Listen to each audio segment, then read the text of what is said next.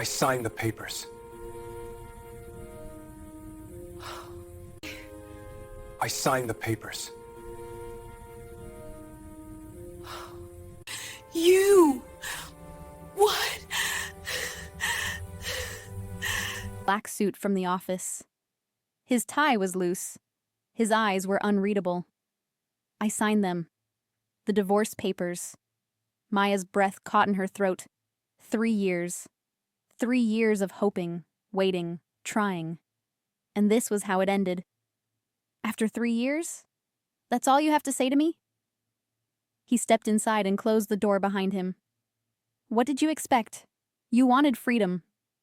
I wanted a husband, Daniel. Her voice cracked, trembling with suppressed rage and pain. Not a stranger I shared a house with. The silence between them was suffocating. Then he took another step toward her, and his voice dropped to a whisper that shattered every wall she'd built around her heart. Don't leave me. Hello, lovelies. Welcome to Afro-Korean Story Vault, the hub of great stories. If you want to know why a man who never showed love is now begging his wife to stay, smash that subscribe button right now and keep watching. And if this story breaks your heart the way it's breaking mine, hit that like button right now. Take a moment to tell us in the comments section where you are watching from. Let's get into it. Maya Okafor had always believed that marriages built on contracts would eventually crumble. She just didn't expect hers to last 3 years before the foundation finally gave way. It was past midnight in the heart of Seoul, inside a penthouse that overlooked the glittering cityscape like a throne above the world.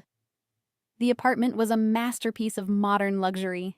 Floor-to-ceiling windows, white marble floors, designer furniture that cost more than most people earned in a year. Everything about it screamed wealth and power, but none of it had ever felt like home to Maya. She folded the last of her clothes into the suitcase with trembling hands, her vision blurred by tears she refused to let fall. Not anymore. She had cried enough in this place, in this marriage, in this life that had never truly been hers. Earlier that day, she had done the hardest thing she'd ever done in her life. She had walked into Daniel's office, placed the divorce papers on his pristine desk, and waited for him to look up from his laptop. He had barely glanced at them. "Is this what you want?" he'd asked, his tone flat, businesslike. "Yes," she'd whispered, even though it felt like ripping her own heart out. "Then I'll have my lawyer review them." That was it. No fight, no questions, no emotion, just cold, clinical acceptance. Maya had walked out of that office feeling like she'd died inside. She'd spent the rest of the day in a daze, moving through the motions of packing, of preparing to leave behind the only man she'd ever loved, even if he'd never loved her back. But now, standing in the doorway with his tie undone and his walls finally cracking, Daniel Kang looked nothing like the cold, untouchable businessman she'd married. He looked broken. "Don't leave me," he said again, softer this time, almost pleading. Maya stared at him, anger flaring hot in her chest. "You don't get to do this. Not now. Not after everything." "Maya." "No." She held up a hand, stopping him. "You don't get to stand there and pretend you care. You had 3 years, Daniel. 3 years to treat me like I mattered. Like I was more than just a contract you signed." He flinched, and something flickered in his dark eyes. Guilt, maybe, or regret. But Maya was too far gone to care. "Do you know what it's like?" she continued, her voice rising despite herself. "To wake up every day next to someone who looks at you like you're a stranger? To try so hard to be the wife you need, only to realize you'll never be enough?" "You were always enough," Daniel said quietly. Maya laughed bitterly. "Then why did you treat me like I wasn't?" The question hung in the air, between them, heavy and suffocating. Daniel ran a hand through his hair, his composure finally beginning to crack. "Because I was afraid." "Afraid of what?" "Of this." He gestured between them, his jaw tight. Of you. Of what you make me feel. Maya shook her head, unwilling to let his words soften the armor she'd built around her heart. It's too late for this, Daniel. It's not, he insisted, stepping closer.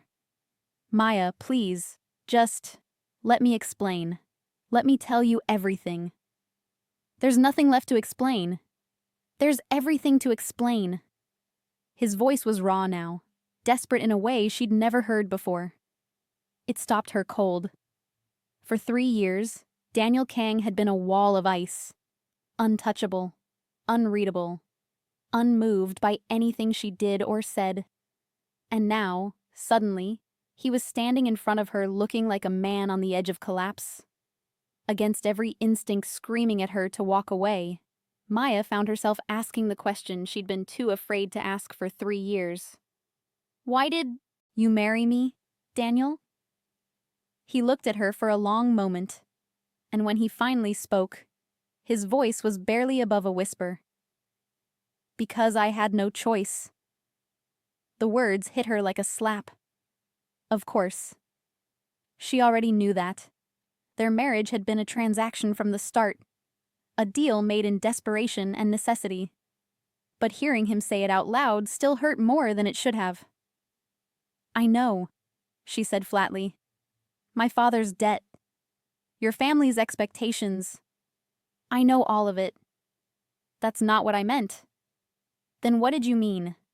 Daniel's hands clenched into fists at his sides. Sit down, Maya. Please. If you're going to leave, at least let me tell you the truth first. Every fiber of her being told her to refuse, to grab her suitcase and walk out the door before he could hurt her any more than he already had. But something in his eyes, something raw and vulnerable and real, made her hesitate. Finally, against her better judgment, she sat down on the edge of the bed.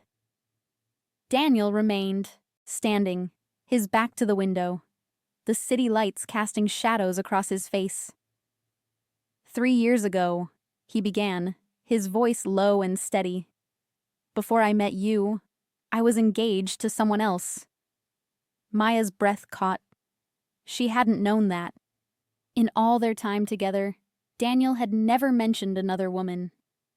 Her name was Ji Yan. He continued. We grew up together. Our families had arranged the marriage when we were teenagers. But somewhere along the way, it stopped being about duty.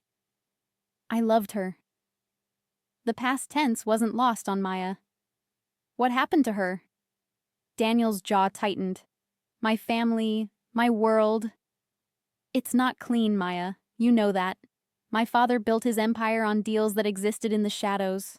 Contracts signed with blood instead of ink. I inherited that world whether I wanted it or not. He paused, and when he spoke again, his voice was hollow. My enemies found out about Jian. They wanted to send me a message, so they took her. Maya's heart dropped. For 3 days, I searched for her, Daniel continued, his hands trembling now. I tore the city apart.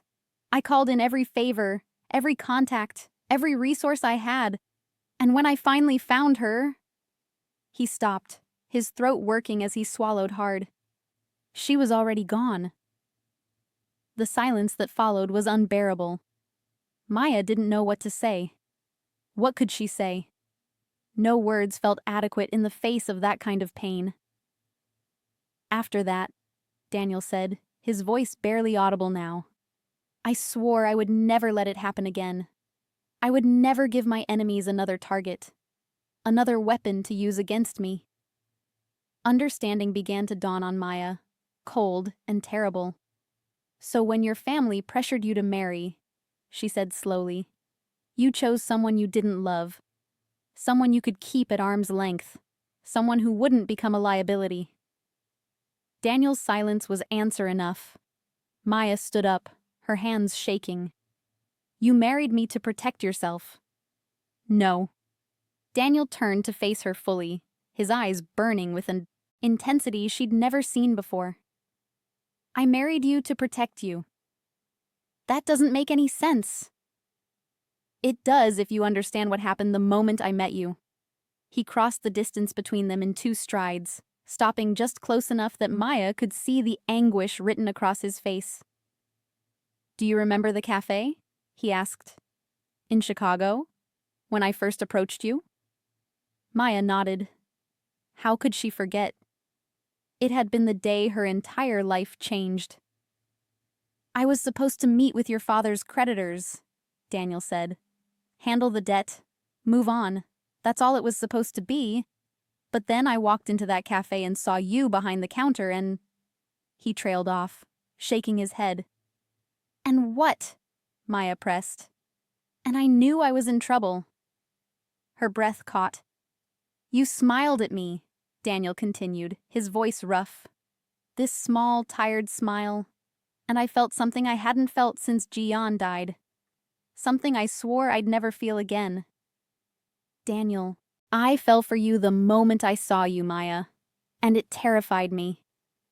The confession hung in the air between them, devastating in its honesty. So I made a plan. Daniel continued. I would marry you to clear your father's debt. I would bring you to Seoul, keep you safe, give you everything you needed. But I would keep my distance.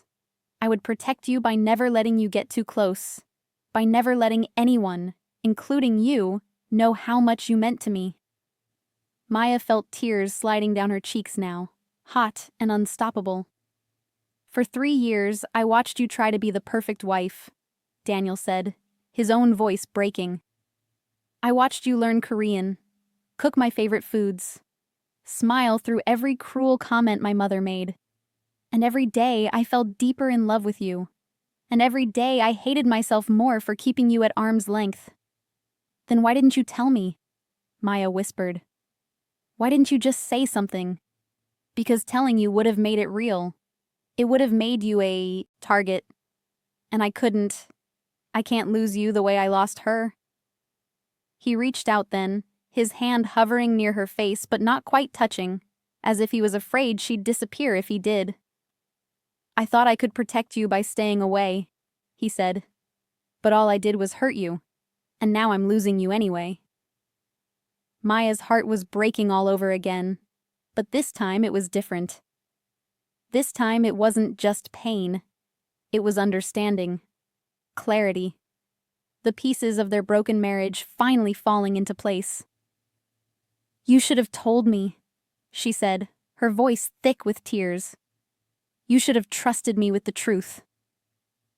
I know. I could have helped. We could have faced it together. I know. Instead, you made me feel like I was nothing to you. Daniel's composure finally shattered completely. You were everything to me. You are everything to me. And I'm so sorry, Maya. I'm so sorry for every moment I made you doubt that. Maya closed her eyes, trying to process everything he'd just told her. 3 years of coldness. 3 years of distance. And all of it had been his twisted attempt at protection. It didn't excuse the pain, but it explained it. When she opened her eyes again, Daniel was still standing there, waiting for her judgment with the patience of a man who knew he deserved whatever came next. I don't know if I can forgive you, Maya said honestly. Not yet. Maybe not ever. Daniel nodded, accepting her words without protest. But, she continued, her voice softer now, I understand why you did it, and I understand that you were hurting too. Hope flickered across his face, fragile and tentative. So what happens now? He asked. Maya looked at the suitcase on the bed, then back at Daniel. The man she'd married. The man she'd loved in silence for 3 years. The man who'd loved her back but been too broken to show it. I don't know, she admitted. I still need time. I still need space to figure out if we can fix this. How much time? I don't know that, either. Daniel swallowed hard, then nodded. Okay, whatever you need. Just, please don't leave tonight. Stay. Even if it's just for one more night.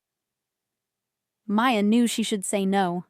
She should grab her suitcase and walk out before her resolve weakened any further. But looking at Daniel now, really looking at him, she saw something she'd never allowed herself to see before. She saw a man who was just as broken as she was. "One night," she finally said, "but we do this right. No more secrets. No more walls.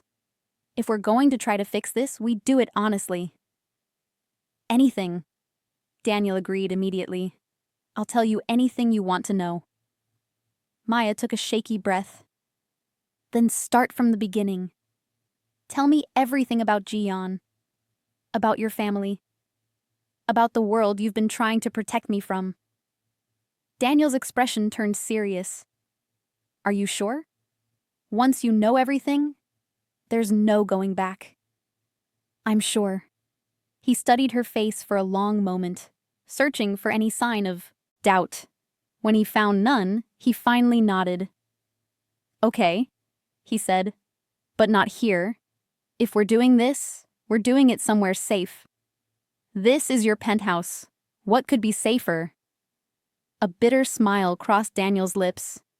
"You'd be surprised." Before Maya could ask what he meant, Daniel pulled out his phone and made a quick call in rapid Korean. When he hung up, he turned back to her. "Pack a bag," he said. "Just the essentials. We're leaving in 10 minutes. "Where are we going?" "Somewhere no one will find us. Somewhere I can tell you everything without worrying about who might be listening."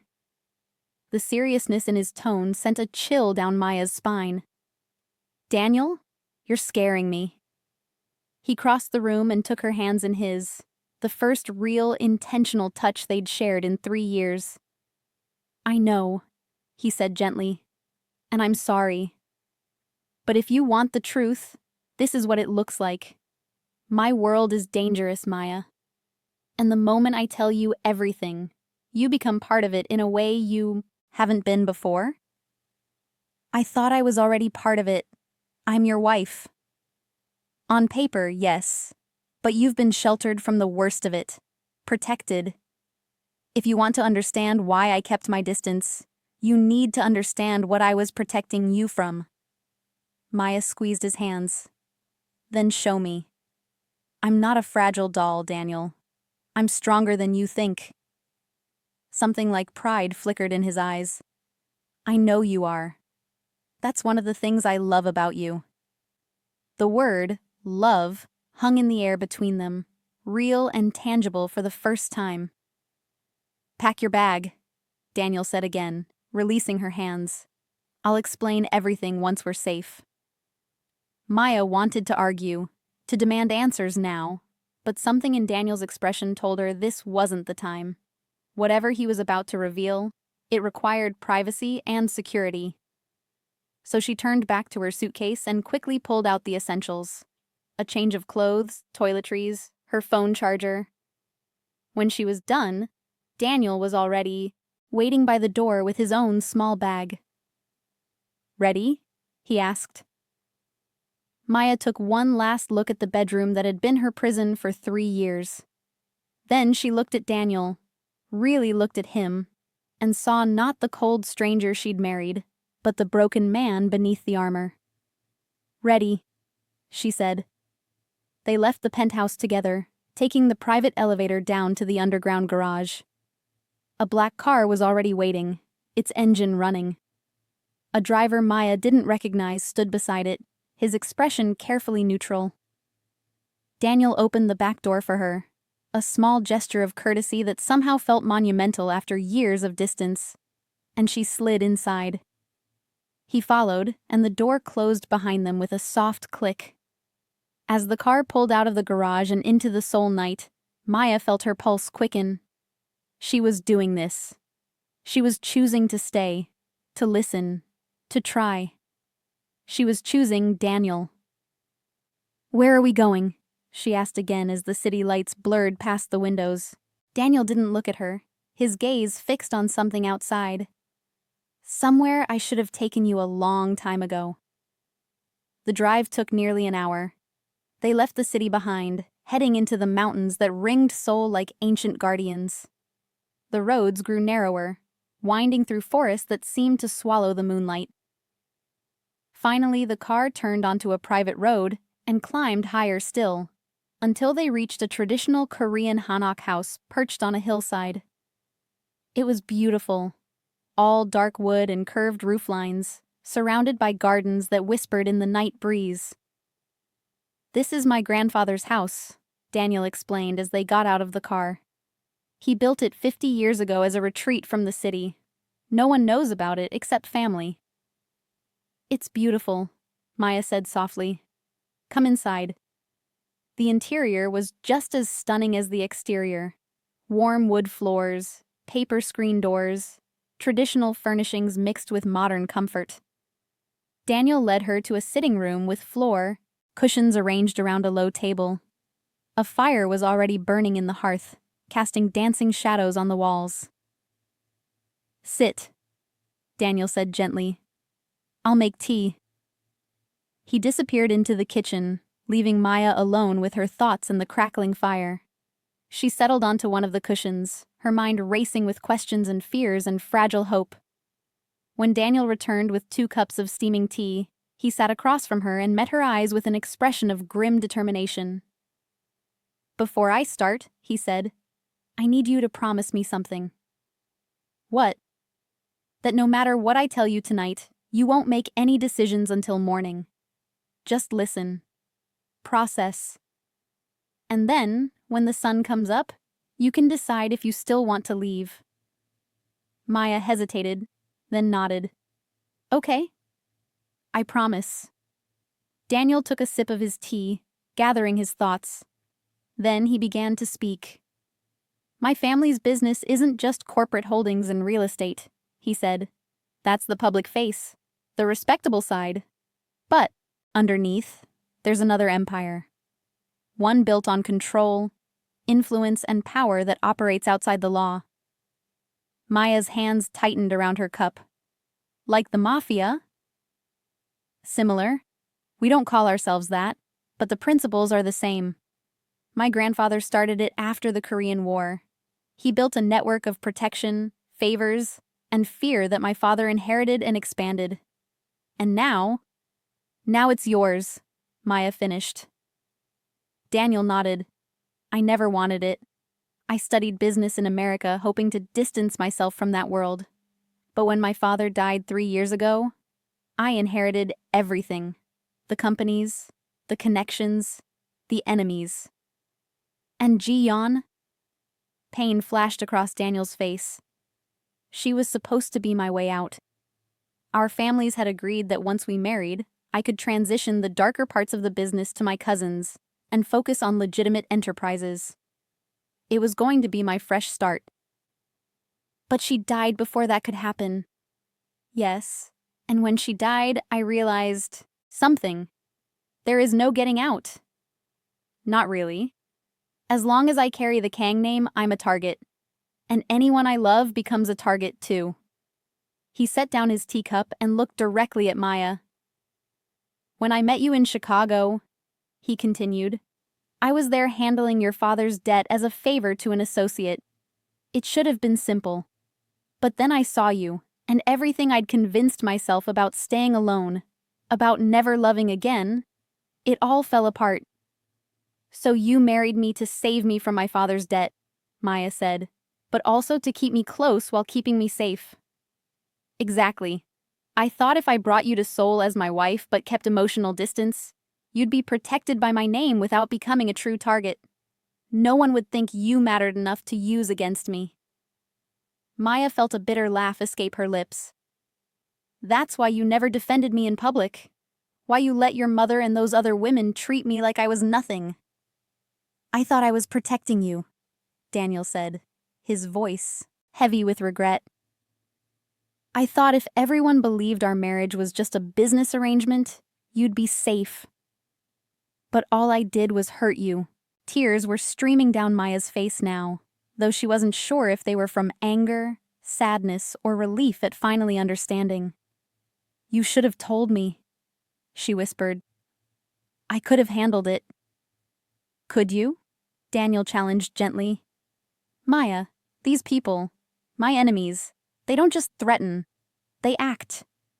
Jiyeon was tortured before they killed her. They sent me pieces of her clothing, recordings of her screaming. They made sure I heard every moment of her suffering before they finally ended it. Maya's hand flew to her mouth, horror washing over her. I couldn't risk that happening to you, Daniel continued, his voice breaking. I couldn't risk you experiencing even a fraction of what she went through. So I convinced myself that distance was protection, that coldness was kindness. But it wasn't, Maya said. No, it wasn't. They sat in silence for a long moment, the weight of Daniel's confession settling over them like a heavy blanket.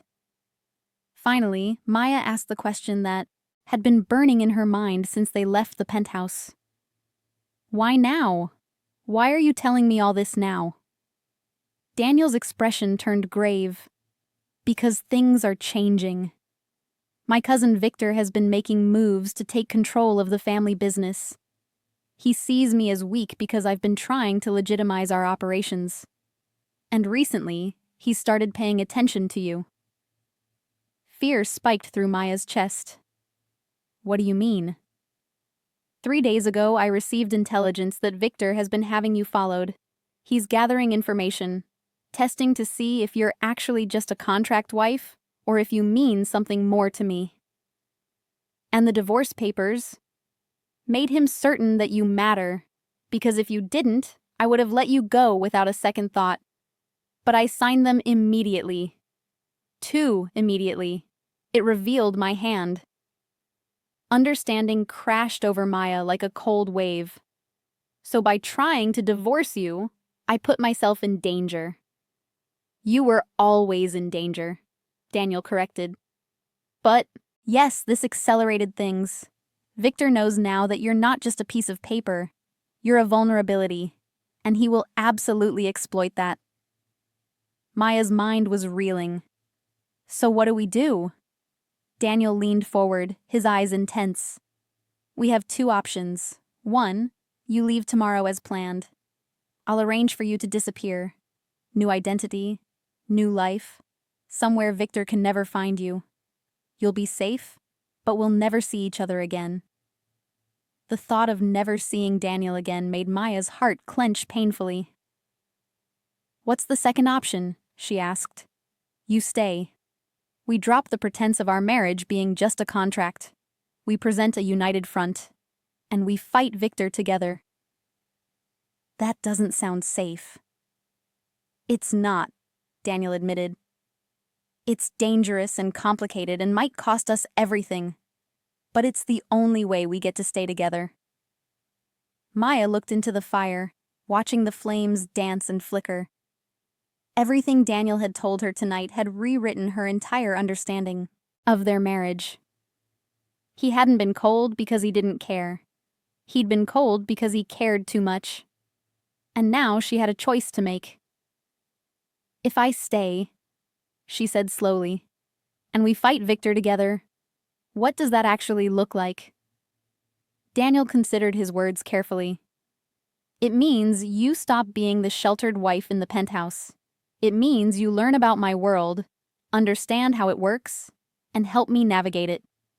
It means standing beside me at family meetings where decisions are made in blood and power. It means becoming part of the darkness you tried to protect me from. Yes. Maya took a shaky breath. And if we do this, if we fight together, do you really think we can win? Honestly, I don't know. Victor is ruthless and well-connected, but I know I have a better chance with you beside me than without you. Why? I don't know anything about your world. Daniel smiled slightly. Because you're the strongest person I've ever met, Maya. You survived leaving everything you knew to marry a stranger in a foreign country. You endured 3 years of loneliness and humiliation and never broke. You learned a new language and culture while maintaining your dignity and grace. That kind of strength? That's what I need. That's what we need. His words washed over her. Validation she'd been craving for 3 years finally flowing freely from his lips. I need time to think, Maya said finally. I know. That's why I asked you to wait until morning. Daniel stood and offered her his hand. Come, I'll show you to your room. He led her down a hallway to a traditional bedroom with a low bed covered in soft blankets. The room smelled of cedar and jasmine. My room is across the hall if you need anything, Daniel said from the doorway. Then, more quietly, thank you for listening tonight, for giving me a chance to explain. Daniel? Maya called as he started to turn away. Yes? I'm still angry at you, for all of it. His shoulders slumped slightly. I know, and you have every right to be. But I also understand now. And understanding is a start. Hope flickered in his eyes again, fragile but persistent. Yes, it is. After he left, Maya changed into the pajamas she'd packed and climbed into bed. But sleep wouldn't come. Her mind kept replaying everything Daniel had told her, every revelation recontextualizing 3 years of marriage. Somewhere around 3 in the morning, she heard footsteps in the hallway. Then Daniel's voice, low and tense, speaking in Korean on the phone. Maya slipped out of bed and cracked open her door. Daniel was standing in the hallway, his back to her, his free hand clenched into a fist. Whatever he was hearing, it wasn't good. When he ended the call, he stood there for a moment, his shoulders tight with tension. Then he turned and saw Maya watching him. What's wrong? She asked. Daniel's expression was grim. That was my head of security. Victor made his move faster than I expected. What kind of move? He's calling an emergency family meeting tomorrow night. All the major players will be there, and he's demanding that I bring you. Maya's pulse quickened. Why? Because he wants to test us. He wants to see if our marriage is real, or if it's the sham everyone believes it to be. And depending on what he sees, he'll either back off or escalate. So this is it, Maya said. Decision time. Daniel nodded. If you're going to leave, it has to be now. Before tomorrow night. I'll have you on a plane to anywhere in the world by morning. Maya looked at him standing there in the dim hallway.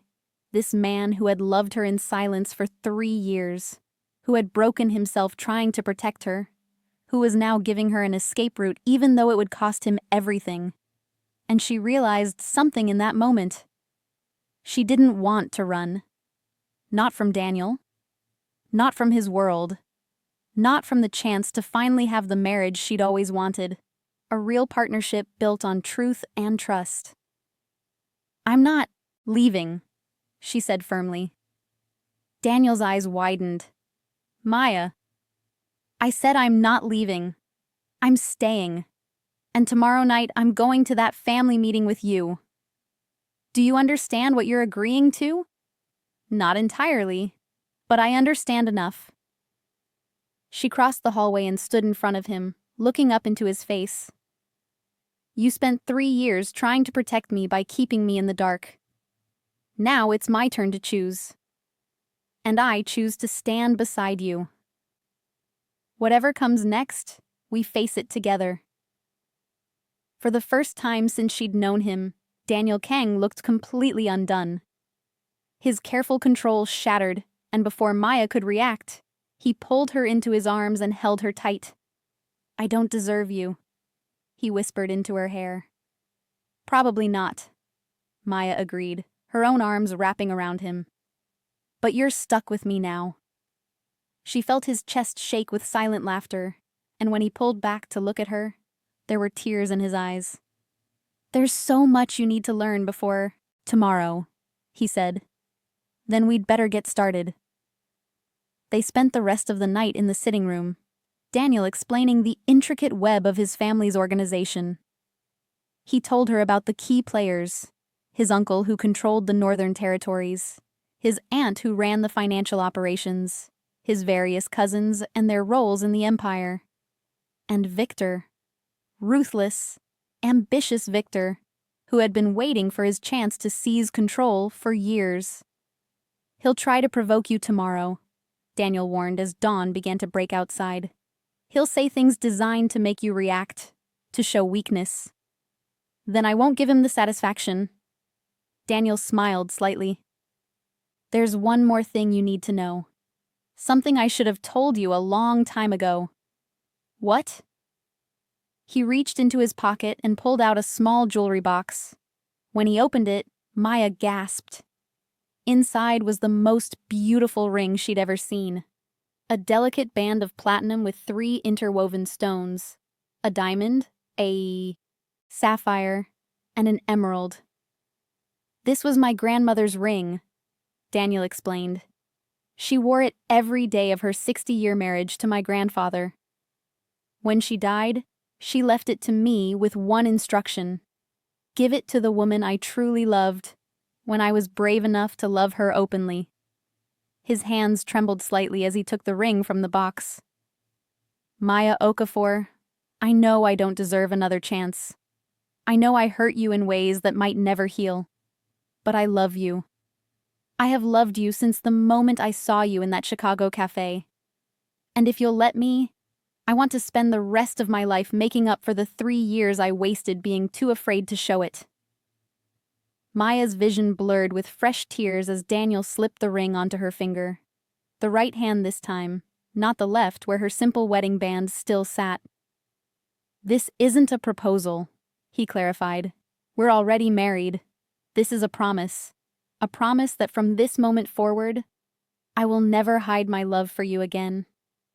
I will stand beside you, protect you, cherish you, and fight for you until my last breath. Maya looked down at the ring sparkling on her finger, then back up at Daniel's face, open and vulnerable in a way she'd never seen before. I love you too, she whispered.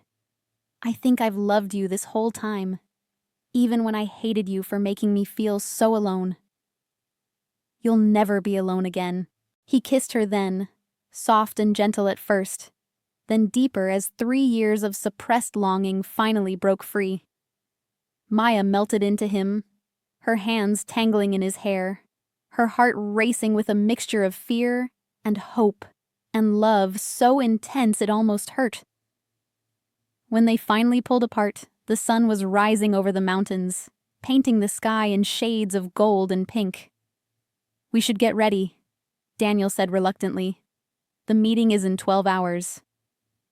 Maya nodded, but as she stood to go to her room, she paused and looked back at him.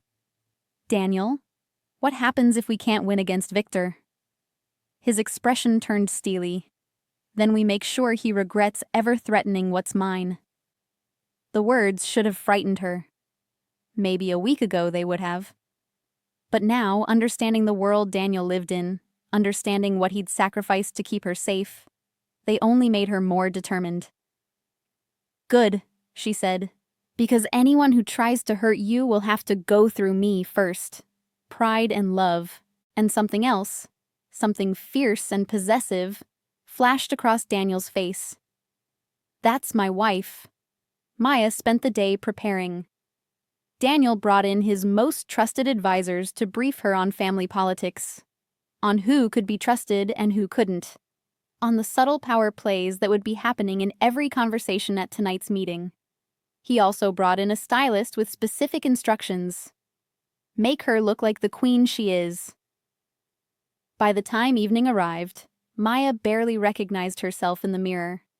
Her hair was styled in an elegant updo that showcased her graceful neck. Her makeup was flawless but natural. And her dress, a stunning floor-length gown in deep emerald green that brought out her eyes, was a perfect blend of traditional elegance and modern power. When she emerged from the bedroom, Daniel's reaction was everything she could have hoped for. He froze mid-step, his eyes widening as he took her in. Maya, he breathed, you're stunning. You clean up pretty well. Yourself, she said, taking in his impeccable black suit. He crossed to her and took her hands. Are you ready for this? No, but I'm doing it anyway. Daniel's smile was fierce and proud. That's what makes you extraordinary. The family estate where the meeting was being held was a sprawling compound on the outskirts of Seoul. As their car pulled through the gates, Maya felt her stomach twist with nerves. "Remember," Daniel said quietly, his hand finding hers. "You are my wife, my true wife, my equal. Don't let anyone make you feel otherwise." "Not even your mother?" His jaw tightened. "Especially not my mother." They walked into the main house together, Daniel's hand possessively on the small of Maya's back. The entrance hall was filled with family members, all turning to stare as they entered. Maya felt the weight of their scrutiny, but she kept her head high and her expression serene. Daniel's mother was the first to approach, her face a mask of cold disapproval. "Daniel, and you brought her." "I brought my wife," Daniel corrected, his voice sharp. "Show her the respect she deserves, mother, or we leave now." His mother's eyes widened in shock. In 3 years, she'd never heard Daniel defend Maya so publicly. "Well," she said icily, "this is unexpected. Get used to it." Before his mother could respond, a slow clap echoed through the hall. Everyone turned toward the sound. Victor Kang stood at the top of the grand staircase, his smile sharp and predatory. He was younger than Daniel by 5 years, handsome in a cold, calculating way, dressed in a suit that probably cost more than most people's cars. "How touching," Victor said, descending the stairs with deliberate slowness. "Daniel finally remembers he has a wife." Maya felt Daniel's hand tighten on her back, but his expression remained neutral. "Victor," Daniel said coolly, "I see you're as dramatic as ever." Victor reached the bottom of the stairs and approached them with the confidence of a man who believed he'd already won. His eyes slid over Maya with barely concealed contempt. "Mrs. Kang," he said, his tone dripping with false courtesy. "How lovely that you could join us. I was beginning to think you were just a myth." "I'm very real," Maya replied, her voice steady despite her racing heart. "And it's nice to finally meet the cousin I've heard so much about." Victor's smile didn't reach his eyes. "All good things, I hope?" "That depends on your definition of good." A ripple of surprised laughter went through the assembled family members. Victor's smile faltered for just a moment before returning, sharper than before. "She has claws," he observed. "How unexpected." "My wife has many unexpected qualities," Daniel said. "You'd do well to remember that." "I'm sure I will." Victor gestured toward the dining room. "Shall we? The others are waiting." The dining room was enormous, dominated by a long table that could seat 30 people. It was already half full with family, members, uncles, aunts, cousins, all watching with predatory interest as Daniel and Maya entered. Daniel led her to seats near the head of the table, a position of power that didn't go unnoticed. Victor took the seat directly across from them, his eyes never leaving Maya's face. As the meal began, Maya quickly realized this wasn't just dinner. It was a battlefield. Every conversation was laden with subtext, every seemingly innocent question a test. Daniel's uncle, a heavy-set man with calculating eyes, was the first to strike. "So, Maya," he said, his Korean accented but clear. 3 years in Seoul. You must feel quite at home by now." "I do," Maya replied in perfect Korean, noting the surprise on several faces. "Seoul has been very welcoming." "And yet," Victor interjected smoothly, "you were planning to leave. The divorce papers Daniel mentioned. That doesn't sound very welcoming."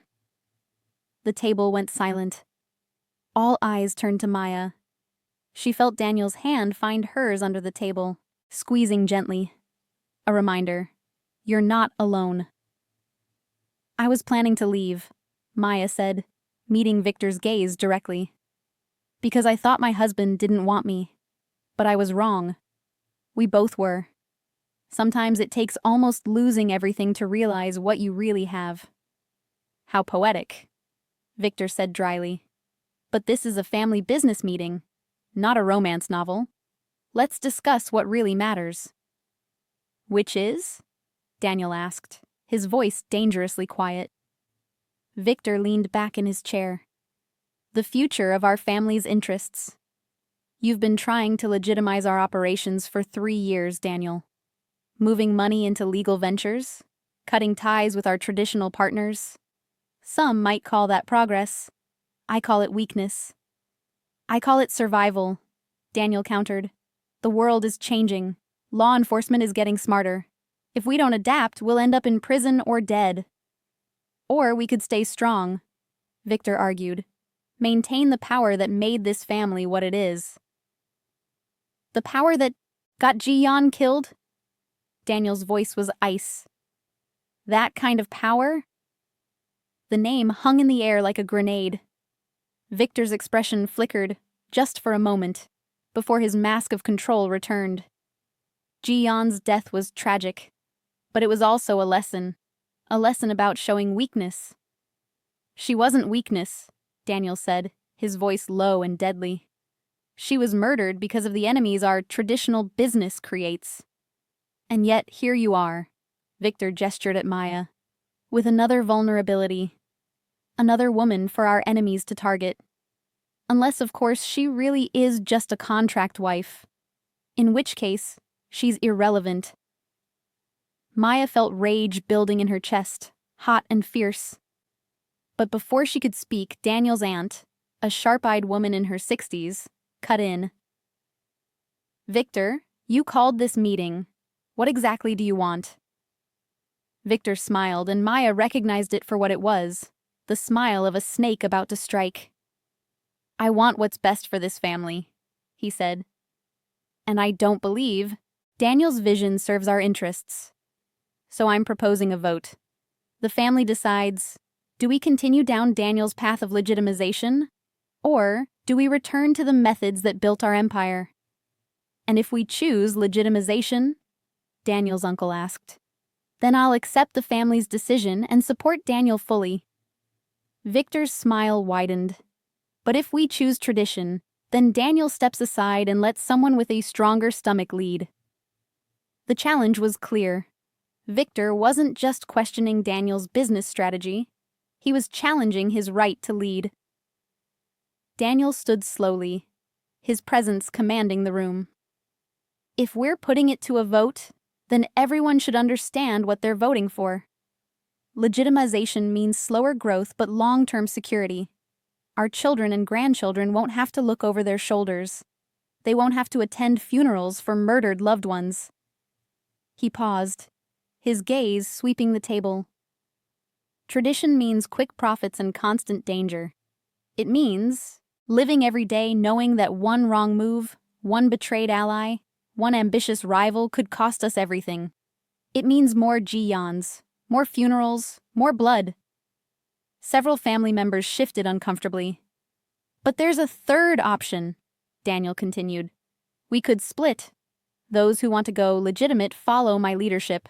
Those who prefer the old ways follow Victor. We divide the assets and go our separate ways. Victor's expression darkened.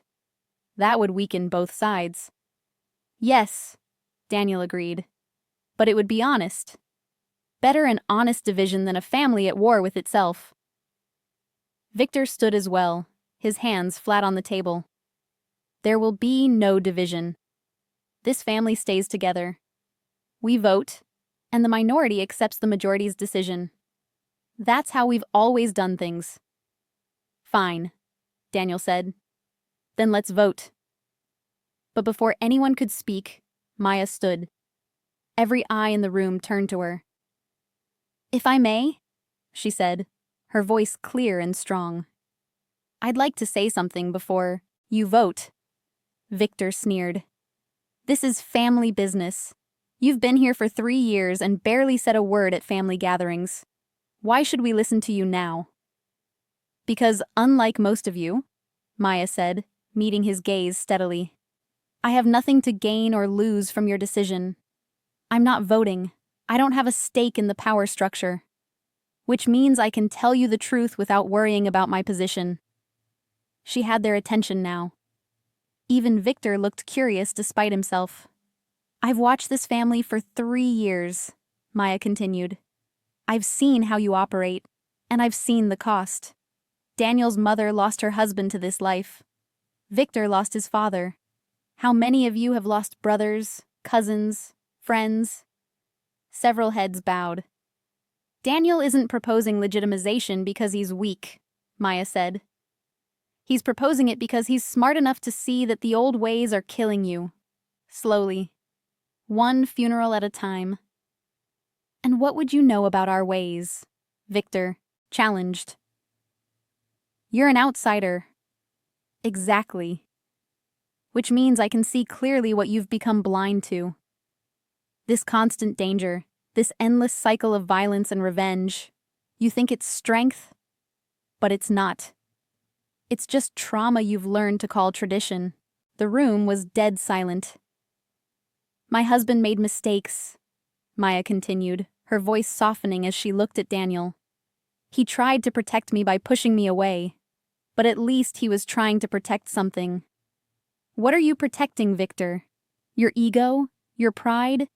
Your right to live in constant fear? Victor's jaw clenched. You have no idea what you're talking about. Don't I? 3 days ago, you had me followed. You've been gathering information, looking for leverage, because that's what this life has taught you.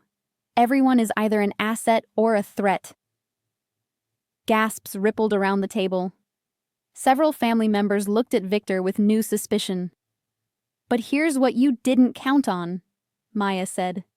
I'm not just Daniel's wife anymore. I'm not just some foreign woman you can dismiss. I'm a woman who loves her husband enough to stand in a room full of people who've looked down on me for 3 years and tell you the truth. She placed her hands on the table, leaning forward. You want to know if our marriage is real? If I'm a vulnerability or just a contract? Here's your answer. I am Daniel's wife in every way that matters. And if you come after him, you come after me. And if you come after me, you'll discover that being underestimated is a power all its own. The silence that followed was absolute. Then, slowly, Daniel's aunt began to clap. It started soft, then grew louder. One by one, other family members joined in. Not all of them, but enough. Victor looked like he wanted to flip the table. Enough theater, he snapped. Let's vote. No, Daniel's uncle said, standing. I think we've seen all we need to see. Daniel has a strong wife who isn't afraid to speak truth. That's the kind of strength this family needs. I vote to support his leadership and his plan for legitimization. As do I, said Daniel's aunt. One by one, the votes came in. Not unanimous. Victor had his supporters, those who craved the old ways. But the majority sided with Daniel. When it was done, Victor stood in silent fury, his hands clenched into fists. This isn't over, he said quietly. Yes, it is, Daniel replied, his arms slipping around Maya's waist. The family has voted. You agreed to accept the result. I agreed to accept the vote. I didn't agree to like it. Victor's eyes locked on Maya. Enjoy your victory, Mrs. Kang. But remember, in our world, today's winners are tomorrow's targets. Is that a threat? Daniel asked, his voice dropping to a dangerous level. It's a fact. Before Daniel could respond, his uncle intervened. Victor, enough. The decision is made. If you can't accept it with grace, then perhaps you should leave. Victor looked around the table, seeing no support in the faces staring back at him. Finally, he gave a curt nod. Fine. I accept the family's decision.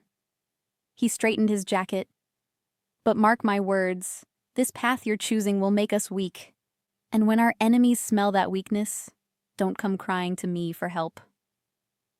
He turned and walked out, his footsteps echoing in the sudden silence. As soon as he was gone, the tension in the room broke like a snapped string.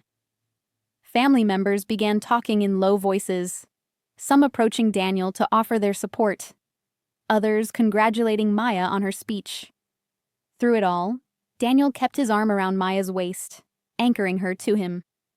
When they finally escaped to a private balcony, Maya felt her knees go weak. Daniel caught her, pulling her close.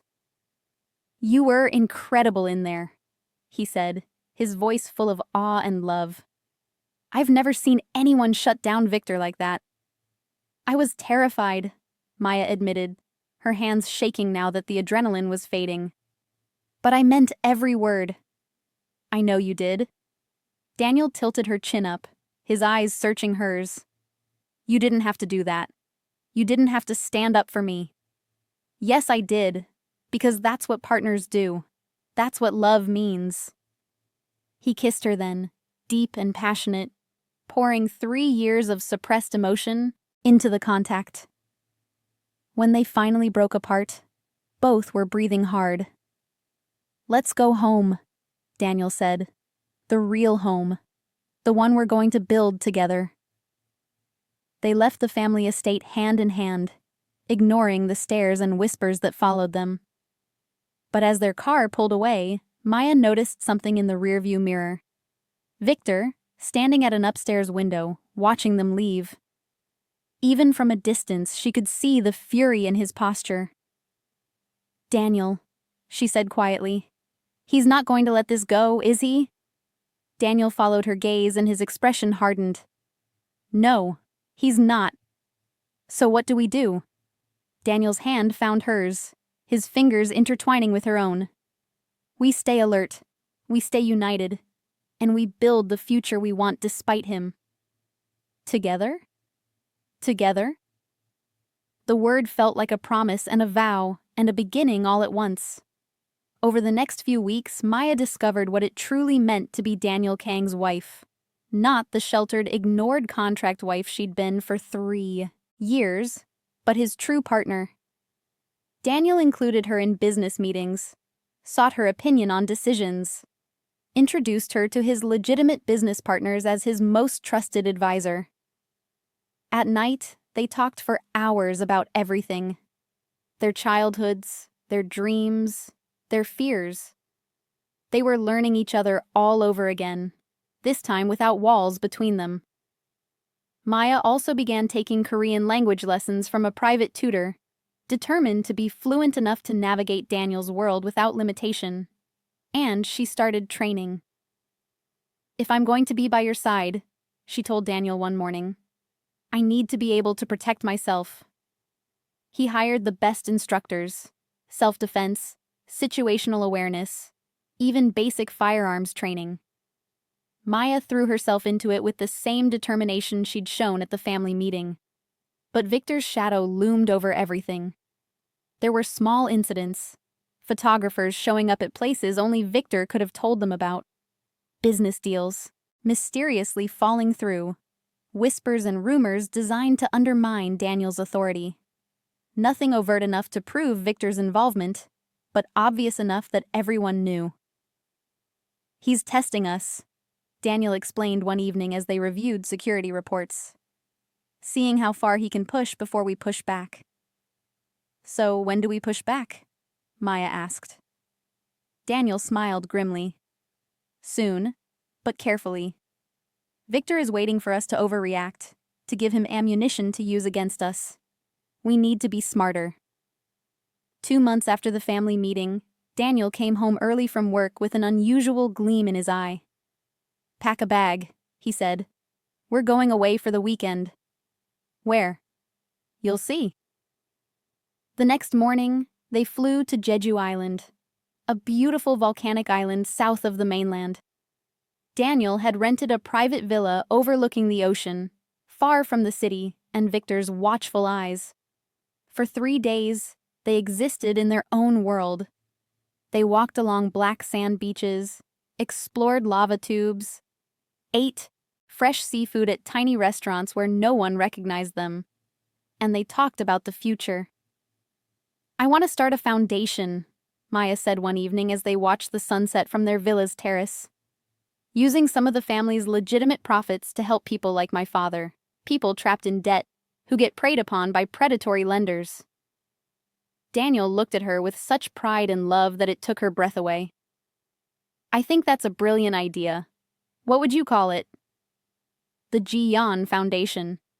His expression shifted, surprise and emotion flooding his features. Maya. She deserved better than what happened to her, Maya said softly. And if we're building something new, something good, it should honor her memory. Daniel pulled her close, his arms wrapping around her from behind as they both looked out at the ocean. You're extraordinary, he whispered. Do you know that?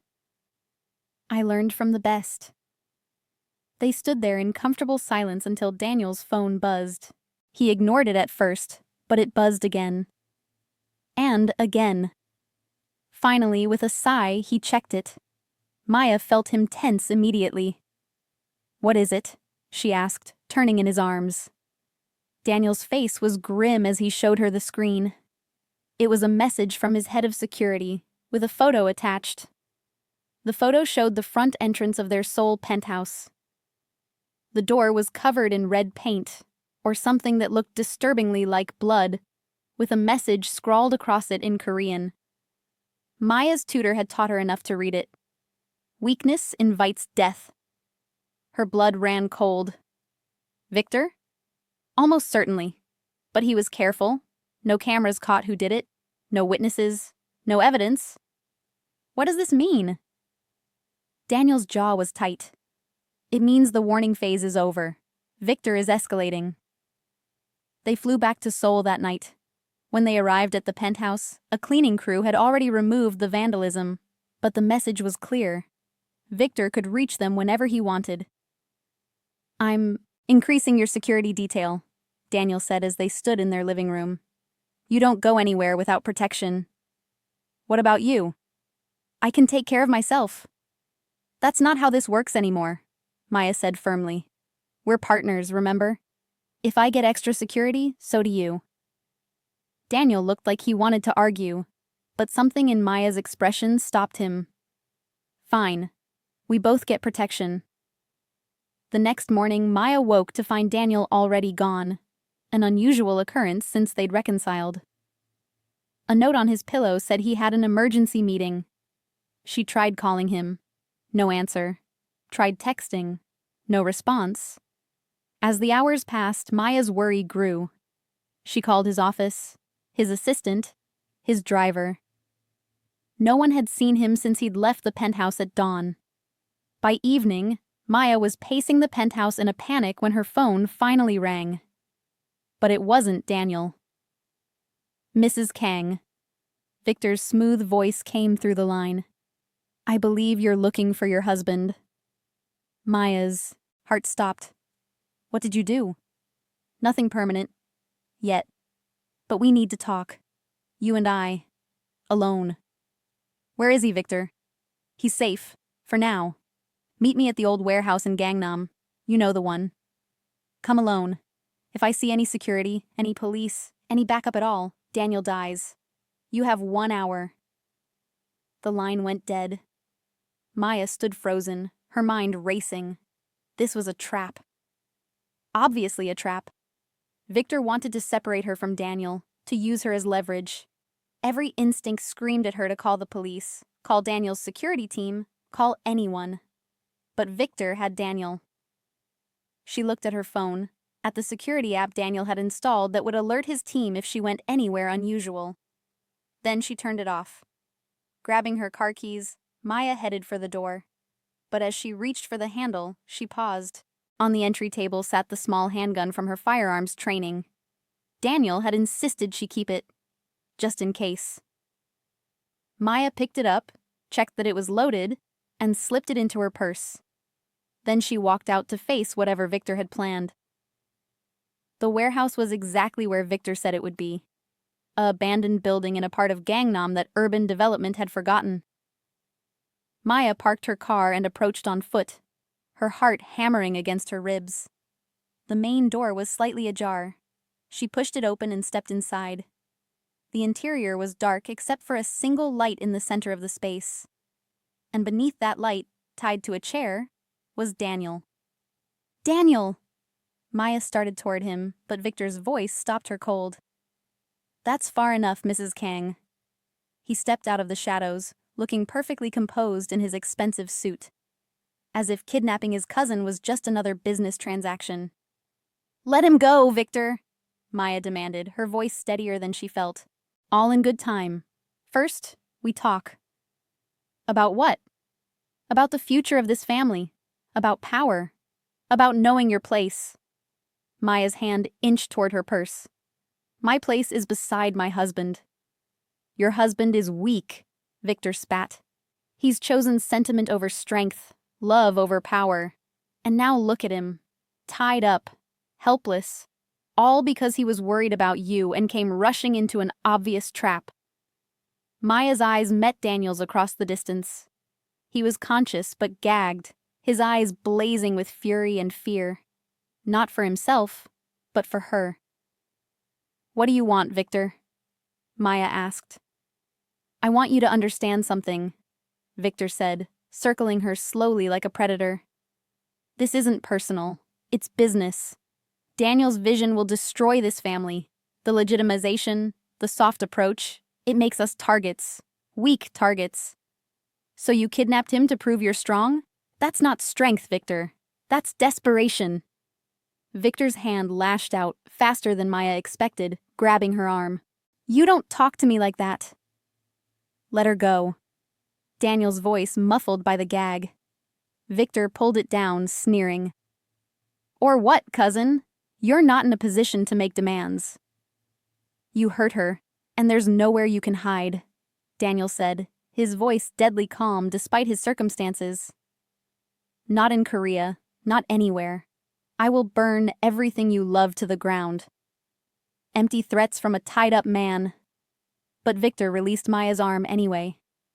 Maya stepped back, her hand sliding into her purse. You made a mistake, Victor. Did I? You assumed I'm weak because I'm a woman. Because I'm foreign. Because I haven't been part of this world very long. Aren't you? Victor challenged. In one smooth motion, Maya pulled the gun from her purse and aimed it directly at Victor's chest. His eyes widened in genuine surprise. No, Maya said calmly, her hands steady despite her racing heart. I'm not. Now untie my husband. For a long moment, Victor stared at her, calculating. Then he laughed. You won't shoot me. You're not a killer, Maya. You're right, Maya agreed. I'm not. But I don't need to kill you. I just need to wound you enough to get Daniel free. And I'm a very good shot. My instructor made sure of it. She shifted her aim slightly, pointing at Victor's kneecap. Shall we test it? The laughter died on Victor's lips. From behind him, a new voice spoke. I wouldn't test her if I were you. Victor spun around. Daniel's head of security stepped out of the shadows, followed by 4 other armed men. You were supposed to come alone, Victor snarled at Maya. I did, Maya said. But I'm not stupid. I triggered a GPS alert before I turned off my phone. Daniel's security has been tracking me the whole time. Daniel's security chief approached Victor. Mr. Victor Kang, you're under arrest for kidnapping, assault, and conspiracy. Arrest? You can't arrest me. We don't involve the police in family business. We're not the police, the security chief said coldly. We're private security acting on behalf of Mr. Daniel Kang. And we have full legal authority to detain you until the actual police arrive. He nodded to his team, who quickly moved to untie Daniel and secure Victor. As soon as Daniel was free, he rushed to Maya, pulling her into his arms. Are you insane? He demanded, his voice shaking. You could have been killed. So could you, Maya countered. I told you, we're partners. That means I don't leave you behind. You brought a gun to confront a man who's killed before. And it worked, didn't it? Daniel pulled back just enough to cup her face in his hands. You're absolutely terrifying, and I love you so much I can't breathe sometimes. Good, Maya said. Because you're stuck with me now. They kissed, oblivious to everything around them, the security team, the still furious Victor, the approaching sirens. When they finally broke apart, reality reasserted itself. What happens to Victor now? Maya asked. Daniel's expression hardened as he looked at his cousin. He made his choice. He involved the police by committing a crime they can't ignore, kidnapping. So now the police handle him. You're going to let me be arrested? Victor demanded. I'm family. You stopped being family when you crossed the line from business to violence, Daniel said coldly. Enjoy prison, Victor. I hear it's very different from the penthouse you're used to. As the police arrived and led Victor away in handcuffs, Daniel kept his arm around Maya's shoulders. How did you know I'd trigger the GPS? Maya asked. I didn't. I hoped you would, but I was prepared to track you another way if necessary. I had a backup device in your car. So you knew I'd go after you. I knew you'd try to save me. Because that's who you are. He pressed a kiss to her temple. My brave, reckless, perfect wife. The aftermath of Victor's arrest sent shockwaves through the family. Some members were outraged that Daniel had involved the police. Others were relieved that Victor's increasingly dangerous behavior had finally been stopped. Daniel's mother showed up at the penthouse 3 days later, her expression unreadable. I owe you an apology, she said to Maya, the words clearly difficult for her. I judged you unfairly. I thought you were just another gold digger after my son's money, but you proved me wrong. Thank you, Maya said graciously. My son loves you, his mother continued. Truly loves you. I can see that now, and you love him back. I do. Daniel's mother reached into her purse and pulled out a small box. This belonged to Daniel's grandmother, his father's mother. She always said it should go to the woman who was brave enough to stand beside a Kang man, not behind him. Inside the box was a delicate jade bracelet, clearly an antique. I would be honored, Maya said softly, slipping it onto her wrist. Daniel's mother gave a curt nod, then turned to leave. But at the door, she paused. Welcome to the family, Maya. The real family. After she left, Daniel wrapped his arms around Maya from behind. That might be the first time my mother has admitted she was wrong about anything. People can change, Maya said. Look at us. True. He turned her in his arms. Speaking of change, I have something to show you. He led her to his home office and opened his laptop. On the screen was a detailed business plan for the Ji-Yeon Foundation, complete with funding allocations, organizational structure, and outreach programs. I had my team put this together based on what you told me in Jeju, Daniel explained. If you approve it, we can launch in 3 months. Maya stared at the screen, tears blurring her vision. Daniel, this is... It's what you wanted. What Ji-Yeon would have wanted. A way to turn something terrible into something good. She threw her arms around him. Thank you. For listening. For supporting this. For being the man I always hoped you could be. I'm only that man because of you, Daniel said, holding her tight. You made me brave enough to try. 6 months later, the Ji-Yeon Foundation held its grand opening. The event was covered by major media outlets, praised by community leaders, and attended by hundreds of people whose lives would be changed by its work. Maya stood at the podium, looking out at the crowd, with Daniel beside her. This foundation exists because of a woman who died too young, Maya said, her voice carrying across the room. But it also exists because love is stronger than fear. Because choosing to build something good is more powerful than any darkness that tries to stop you. She looked at Daniel, who who smiled at her with such pride and love that it made her heart soar. My husband and I made a lot of mistakes, Maya continued. We hurt each other trying to protect each other. We built walls when we should have built bridges, but we learned. We grew. And now we're building something that will help others avoid the traps we fell into. The crowd applauded, and Maya stepped back, letting Daniel take the microphone. My wife said we made mistakes, Daniel said.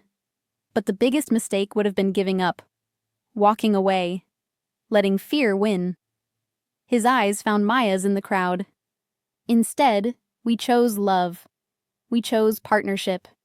We chose to fight for each other and for a better future.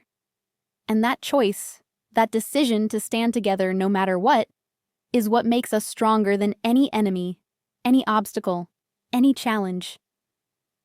He extended his hand to Maya. She took it, stepping beside him at the podium. Together, they cut the ribbon, officially opening the foundation. As cameras flashed and people cheered, Maya felt Daniel's hand squeeze hers gently. "No regrets," he whispered. She looked up at him, this man who had loved her in silence for so long, who had learned to love her openly, who stood beside her now as her true partner in every way. "Not a single one," she whispered back. Later that evening, as they returned to their penthouse, Maya paused at the threshold. "What is it?" Daniel asked. "I'm just thinking about the night I tried to leave. When I was packing my suitcase in that bedroom, convinced you didn't love me, that I'd wasted 3 years of my life. And now?" Maya stepped inside, pulling him with her. "Now I know that sometimes the hardest battles are the ones worth fighting. Sometimes love means standing your ground, even when everything tells you to run. And sometimes the man who seems coldest is just the one who's been hurt the most." Daniel closed the door behind them and pulled her into his arms. "You saved me, Maya. In every way a person can be saved." "We saved each other," she corrected. He kissed her then, soft and sweet and full of promise. When they finally broke apart, Daniel smiled. "So, Mrs. King, what's next for us?" Maya grinned.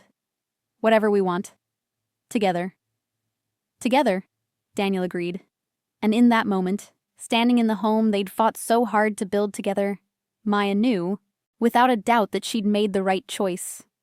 Not the easy choice, not the safe choice, but the right one. Because love, real love, the kind that survives mistakes and fears and years of silence, is always worth fighting for. And Maya and Daniel had finally learned to fight together. Hello, lovelies. Welcome to Afro-Korean Story Vault, the hub of great stories. If you were Maya, would you have stayed and fought beside Daniel after learning the truth? Or would you have left and never looked back? Drop your answer in the comments right now. I want to know what you would do. And if this story touched your heart, smash that subscribe button and turn on notification for more emotional stories that'll keep you hooked till the very end. See you in the next one.